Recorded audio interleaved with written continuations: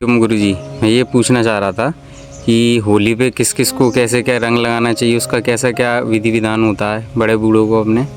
ओम नमो नारायण। ऐसा है कि हम लोग आजकल क्या करते हैं कि मजाक के तौर पे होली मनाते हैं। मजाक केवल अपने मित्रों के साथ होता है जो अपने बराबरी के हैं, ठीक है ना। उसमें भी पुरुष वर्ग, लड़कियों के साथ में नहीं करते ये सब, ठीक है ना। इसलिए हमारे यहाँ परंपरा है, माता पिता के, गुरु के और भाभी माँ के समान होती है, इनके चरणों में गुलाल लगाते हैं, उनके गाल को या उनके शरीर को कहीं स्पर्श नहीं करते। आजकल लोग ये फूलपन और मजाक के तौर पर पे अश्लील होली मनाते हैं। जाकर के भाभी के पास अवश्य जाते हैं और कहते हैं भाभी को गुलाल लगाना है, उनके गालों से हैं, उनकी कहीं भी अंग से गुलाल लगाना, ये सब अशोभनीय है, ये सभ्यता है, ये कहीं भी कोई मर्यादा नहीं है। ऐसी होली को ना खेलें।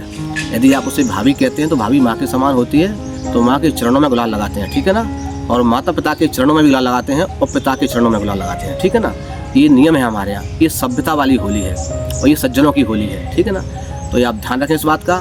हमारे जो मित्र वर्ग हैं उनके साथ आप खूब होली खेलें और गुलाल से खेलें बढ़िया, किसी को कोई समस्या ना हो, कोई परेशानी ना हो, बढ़िया प्रेम से गले मिलें। और ये बताया गया होली मिलन का त्यौहार है, आपका दुश्मन भी है तो उसके घर जाएँ, बढ़िया उससे प्रेम से मिलें और उससे बढ़िया आपस में परस्पर संबंध बनाएं। जो हमसे गलती हुई उसको क्षमा मांगें और फिर दोबारा ऐसी गलती ना हो उसके लिए आप उससे गले मिलें और आइंदा भविष्य में ऐसी कभी गलती ना हो उसके लिए उसके बढ़िया प्रेम से उसके साथ बैठें, उससे वार्तालाप करें, उसको ऐसा महसूस ना हो कि हम कभी कहीं उससे रुष्ट हैं।